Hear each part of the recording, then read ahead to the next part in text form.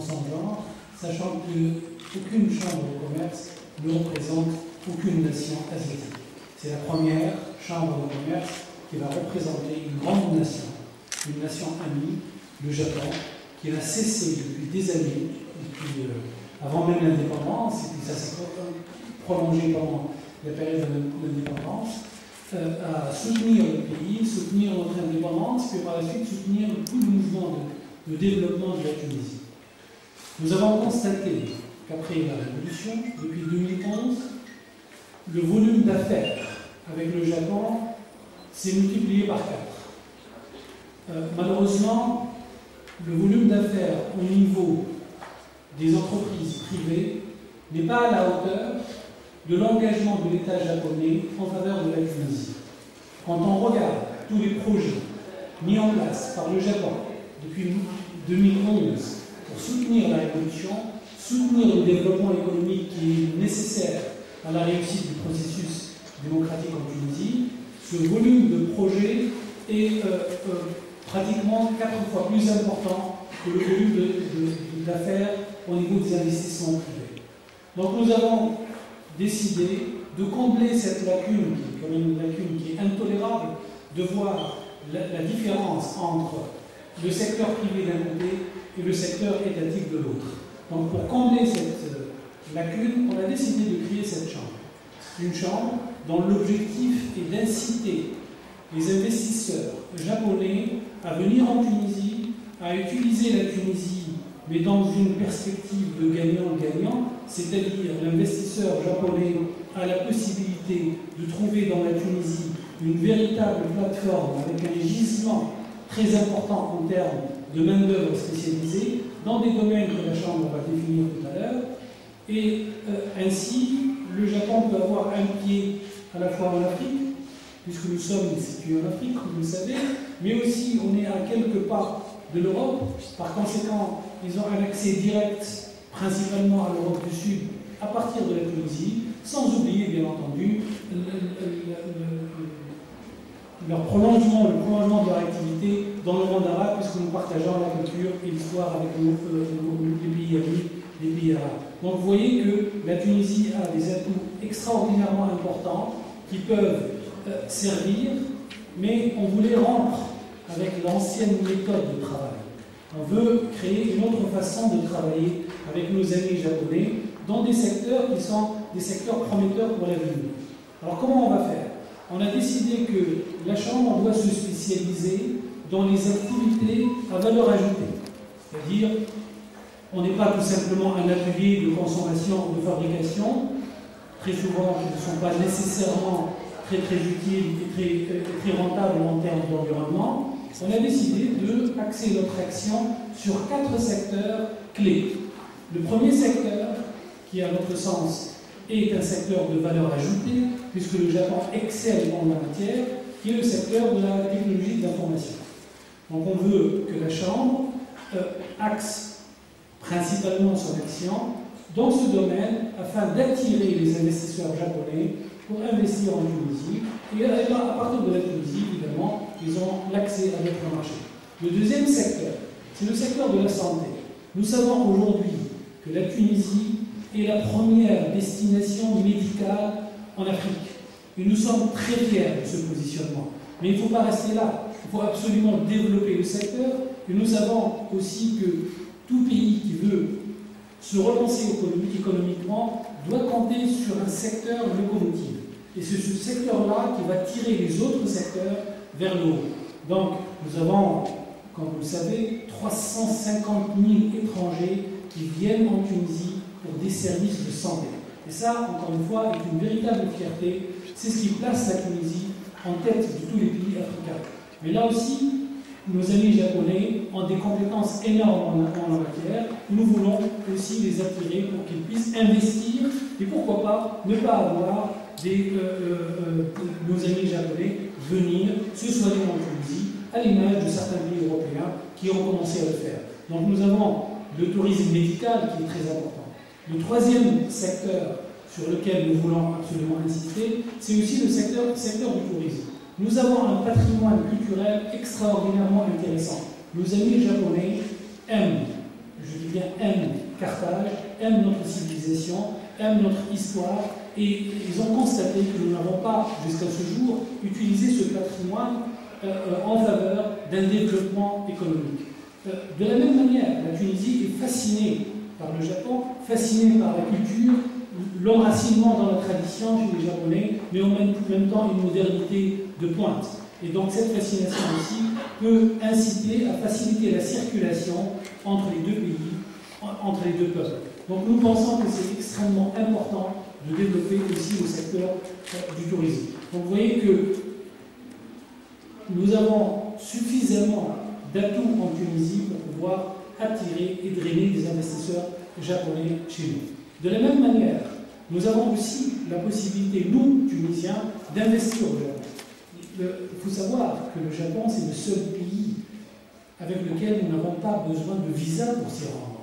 Et ça, c'est quelque chose, c'est une véritable fierté. Pour un investisseur, c'est une facilité d'accès à ce pays. Et je crois savoir aussi que les échanges en termes commerciaux ne sont pas extrêmement développés en dehors de quelques produits agricoles que la Tunisie exporte vers le Japon.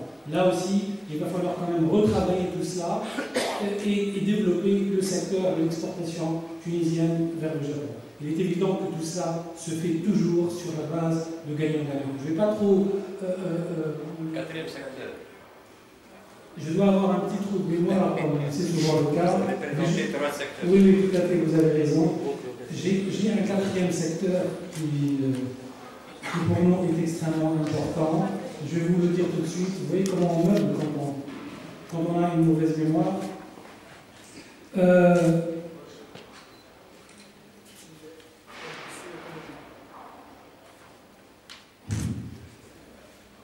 Oui, les énergies renouvelables. J'aurais dû commencer par là.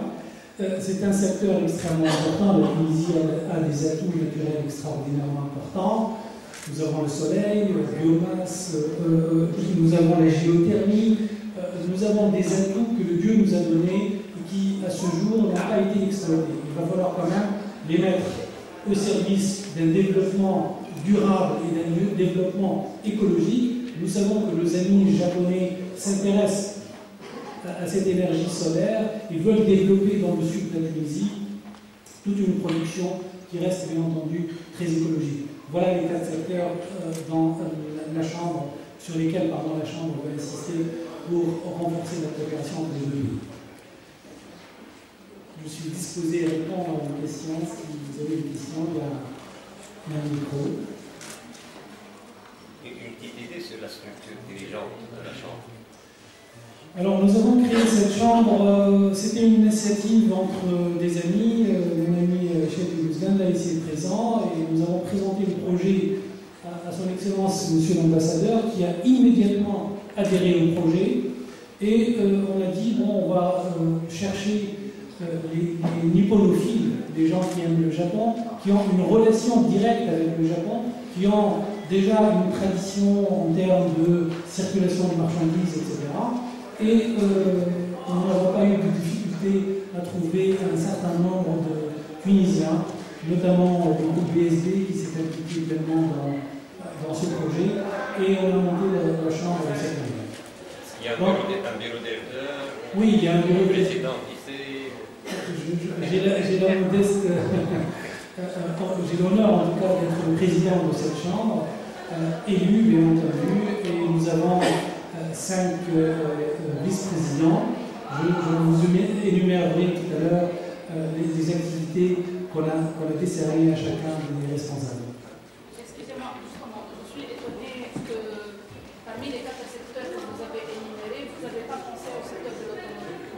Or, la Tunisie est connue pour être vraiment investie dans ce secteur, dans les composants et tout. Et nous voulons passer à la vitesse supérieure, donc vu l'expertise du Japon, je ne vois pas pourquoi vous n'avez pas pensé à développer aussi ce secteur. Merci. C'est une excellente question. Vous savez, dans une perspective stratégique, il faut bien sûr conserver les acquis et les développer, mais il faut penser à autre chose.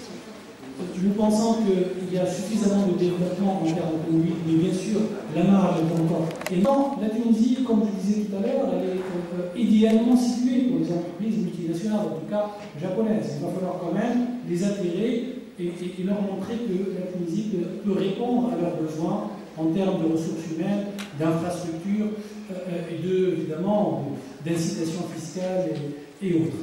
Et donc là aussi, il y a un travail à faire. Je pense que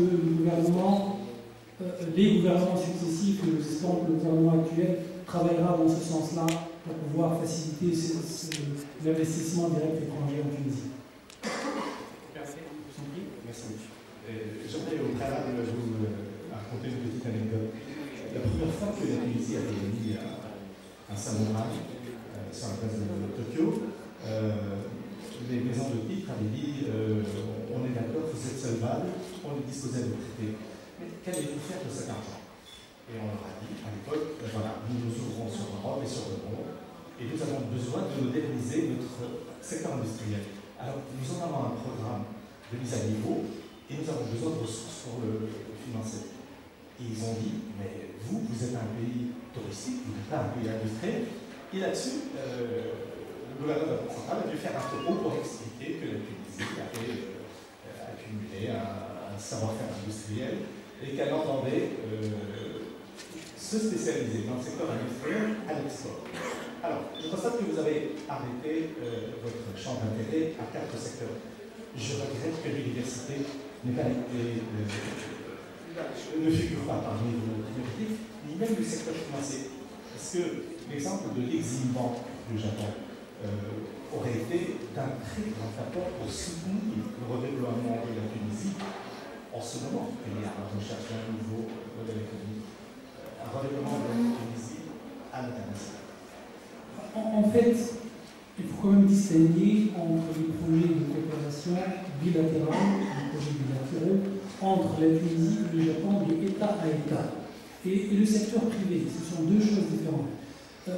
Vous avez cité l'exemple de la coopération financière. Elle est extraordinairement intéressante entre la Tunisie et le Japon. On sait que depuis 2011, pas moins ou presque 900 millions de dollars ont été levés sur le marché financier japonais en faveur de la Tunisie avec la garantie de l'État japonais. Donc c'est une première, j'allais dire, mondiale quand on a débloqué 3 tranches successives qui s'élèvent à cette somme qui est plus exactement 896 millions de dollars en faveur de la Tunisie avec des conditions extrêmement avantageuses pour la Tunisie, moins de 1% du taux d'intérêt, avec parfois 10 années de grâce. Donc on voit très bien que la coopération d'État à État, elle est extrêmement intéressante.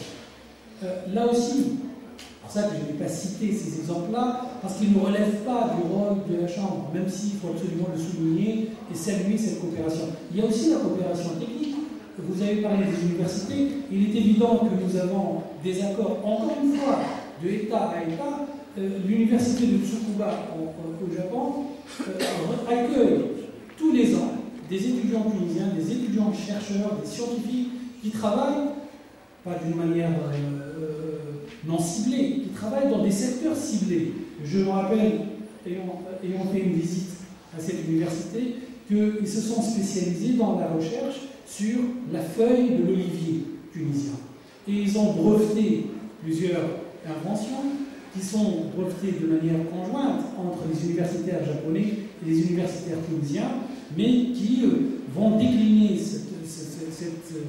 ces recherches dans le domaine de la cosmétique, dans le domaine des soins, d'une manière générale. Donc il y a la coopération universitaire, elle existe, et elle est en passe d'être renforcée. Mais là encore, je n'ai pas osé en parler, parce qu'encore une fois, ça relève de la relation bilatérale d'État à État, et le secteur privé peut quand même se spécialiser dans d'autres choses. Quand j'ai énuméré les 4 secteurs, ce n'est pas exclusif. Il est évident qu'une chambre doit rester ouverte à l'ensemble des investisseurs, quel que soit leur secteur. Mais une chambre aussi se doit d'avoir ses particularités, ses spécialités. Je vous donne une autre originalité de cette chambre. Nous avons décidé, en commun accord dans le bureau directeur de la chambre, de créer un atelier permanent pour les femmes tunisiennes et japonaises entrepreneurs. Nous avons constaté qu'il y a aussi là un gisement très intéressant. Nous avons des femmes battantes en Tunisie, des femmes qui entreprennent, qui ont de l'énergie, qui veulent développer pas mal de choses artisanales, parce que très souvent on confine la femme à l'artisanat, mais non, ça peut être même dans l'industrie. Nous savons aussi que nos amies japonaises sont preneuses. Elles ont envie aussi d'aller voir ailleurs, d'aller explorer d'autres secteurs d'activité, et nous pensons qu'en ayant mis en place un atelier permanent, c'est-à-dire qu'il travaille tout le temps, où il va mettre en une espèce de synergie entre les femmes japonaises entrepreneurs et les femmes tunisiennes entrepreneurs. Ils vont travailler dans des secteurs qu'elles vont elles-mêmes fixer et décider au préalable. Donc on voit là qu'une chambre aussi se doit d'avoir ces petites particularités, ces petites originalités pour qu'elle puisse se distinguer. Pas uniquement pour se distinguer, mais pour qu'elle puisse apporter cette valeur ajoutée.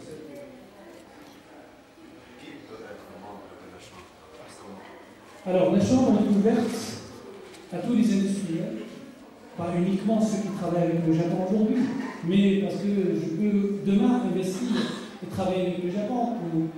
Ce n'est pas du tout exclusif par rapport à ceux qui ont déjà des relations commerciales avec le Japon. Elle est ouverte à tous les industriels qui souhaitent investir dans les deux sens. Donc aussi bien les Japonais qui veulent investir en Tunisie que les Tunisiens qui souhaitent investir au Japon. Et quel que soit le secteur d'activité, bien entendu.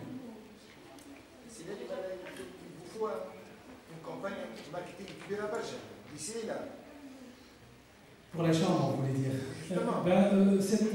Ce rassemblement qui me chauffe le cœur, parce que vous êtes très nombreux aujourd'hui, ça en dit long sur l'intérêt que porte la Tunisie pour le Japon. Et là, il faut vraiment le souligner, parce que je pense que votre venue en masse aujourd'hui prouve à quel point les Tunisiens sont quelque part reconnaissants vis-à-vis du Japon et l'apport que le Japon a fait depuis la Révolution pour soutenir l'économie tunisienne, pour que la Révolution, qui est d'abord politique, puisse avoir ses assises économiques sans lesquelles la Révolution ne peut pas se terminer. Donc on voit très bien que le Japon, un pays ami, et surtout un pays discret, c'est-à-dire il nous aide, ils n'arrêtent pas de nous aider, mais ils ne font pas de propagande. Mais la Chambre n'est pas là non plus pour faire la propagande. Elle est là pour tout simplement dire nous voulons une relation de gagnant-gagnant. Nous voulons que les Japonais aussi trouvent leur compte et que cet engagement vis-à-vis de l'État tunisien doit aussi se refléter dans l'engagement du secteur privé vis-à-vis de la Tunisie. Seulement le secteur privé a ses conditions. Ils ne vont pas à l'aventure. Il leur faut une sécurité. Et nous savons à quel point la sécurité est importante. Il leur faut aussi un système bancaire suffisamment souple pour pouvoir faciliter les échanges. Il leur faut un code d'investissement simple, explicite, transparent, pour qu'ils puissent aussi investir sans tomber dans les méandres de l'administration. Il leur faut aussi un climat social apaisé. Et ce sont les conditions nécessaires pour un investisseur, pour qu'il puisse investir dans n'importe quel pays au monde. Et je crois que notre travail à nous, c'est de dire, de faire passer ce message aux autorités politiques qui ont les clés de la réussite des investissements en Tunisie. Mais je pense aussi que le fait que nos amis japonais ont accepté et ont même soutenu l'idée de la Chambre, ça veut dire qu'ils veulent qu'il y ait une structure capable d'accueillir les investisseurs privés pour qu'ils ne se perdent pas dans les méandres de l'administration, mais qu'ils trouvent un interlocuteur crédible qui fasse l'interface entre eux et l'administration. Justement, est-ce qu'on peut demander à son Excellence de nous dire deux mots sur les attentes du office japonais de la Chambre? Merci beaucoup pour votre question. Tout d'abord, je m'appelle Takahara, ambassadeur du Japon en Tunisie. Et je suis venu ici ce soir pour montrer que notre soutien à l'initiative très précieuse de journaliste pour établir, pour créer la chambre de commerce et d'industrie tunisienne-japonaise. Aussi, je voudrais exprimer mes remerciements à vous tous pour votre intérêt au marché et à l'investissement en japonais. Et tout d'abord, Monsieur le Président a déjà expliqué sur divers aspects et pour renforcer nos relations économiques. De notre part, d'abord, je félicite la Tunisie pour le processus de démocratisation. Mais pour achever la révolution, il faut avoir le progrès socio-économique. Pour cela, disons, si l'investissement direct et le tourisme sont deux piliers importants pour votre économie nationale, l'ambassade du Japon en Tunisie s'efforce pour le développement des ressources humaines et aussi pour l'aménagement de l'infrastructure économique, qui sont deux éléments clés pour attirer l'investissement, pour attirer le tourisme japonais. Mais ce qui est plus important, ça c'est l'initiative du secteur privé. Votre gouvernement et notre ambassade peuvent aménager l'environnement propice pour l'investissement en japonais. Mais la décision finale est prise par l'investisseur privé, les entreprises privées japonaises. Pour cela, l'initiative nationale est importante. J'espère que la Chambre de commerce et d'industrie japonaise joue un rôle de catalyseur et elle s'efforce beaucoup dans le domaine de communication, en civilisation, etc. Parce que, comme il y a déjà expliqué, il y a la confiance en l'économie nationale de la Tunisie. Et c'est le cas de l'émission du Bon de Saint-Marie et des appareils bilatéraux sous des conditions assez avantageuses. Aussi, il y a, par exemple, je voulais dire qu'il y a un nombre limité, mais des entreprises japonaises qui installent ici en Tunisie. Il n'y a aucune entreprise qui s'est retirée dans une période difficile post-révolutionnaire. Je cite un exemple, Yazaki qui fabrique les pièces automobiles. Yazaki a acheté une usine à Bizerte l'année dernière. Yazaki a élargi son opération ici à Tunisie. Et Yazaki a décidé de continuer à employer 1500 employés à Bizerte, mais il a augmenté l'effectif, le nombre d'effectifs. Et actuellement, il emploie 3000 personnes là à Bizerte. Concernant la confiance déjà, confiance existe. S'il y a quelques éléments qui manquent, ça ce sont des efforts pour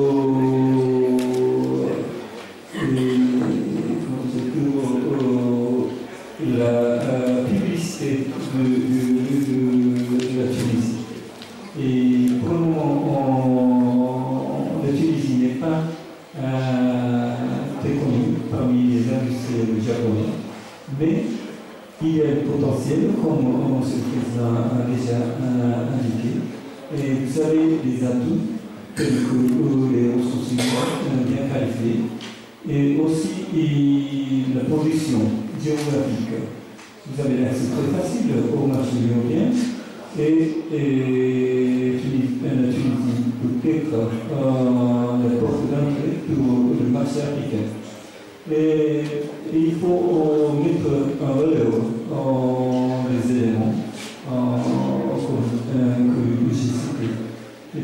cela, la Chambre de commerce et d'industrie a un rôle à jouer et très important pour inciter et plus d'entreprises japonaises d'investir ici. Parce que ce n'est pas le gouvernement, c'est pas l'ambassade, mais c'est plutôt les entreprises elles-mêmes qui y invitent leurs homologues japonais et de venir ici en Tunisie. Ça, c'est mon explication. Peut-être un dernier élément pour vous dire à quel point l'entreprise japonaise a quelque chose de particulier. C'est une entreprise d'une manière générale citoyenne. Ça veut dire quoi? Ça veut dire qu'elle prend en considération l'aspect humain. Je vous donne un exemple que son Excellence, M. l'ambassadeur, vient de citer. C'est l'exemple de l'entreprise Yazaki qui se trouve à Gafsa. La logique économique et commerciale dit tout simplement qu'il faut minimiser les coûts de transport, rapprocher l'entreprise des ports, etc. Or, ils ont décidé de s'implanter à Gafsa pour donner une dimension sociale à leur activité. Donc, ils ont calculé le coût supplémentaire de transport, toutes les difficultés de la route, etc. Mais ils ont décidé tout de même d'implanter leur usine à Gafsa parce qu'ils pensent que quelque part, il faut contribuer aussi au développement régional à leur manière. Et c'est là où on voit qu'il n'y a pas que la logique de la rentabilité qui compte chez l'entreprise japonaise. Il y a aussi la dimension humaine, et c'est une valeur ajoutée qui pour nous est extrêmement importante. C'est pour ça qu'on veut contribuer, en tout cas, à l'installation des entreprises japonaises en Tunisie. De la même manière, leur entreprise à Bizerte est en train de faire un travail extraordinaire. Ils sont à 1500 employés aujourd'hui, ils projettent d'aller jusqu'à 2000 employés, et tout ça pourquoi? Parce qu'ils misent sur la Tunisie, ils misent sur le peuple tunisien, ils misent sur les perspectives démocratiques qui en Tunisie, mais aussi ils comptent bien sur l'apaisement du climat social pour pouvoir se développer tranquillement. Je pense qu'on est un tout petit peu en retard, il va falloir qu'on passe de l'autre côté. On vous remercie, on peut vous donner quelques éléments en aparté si vous voulez.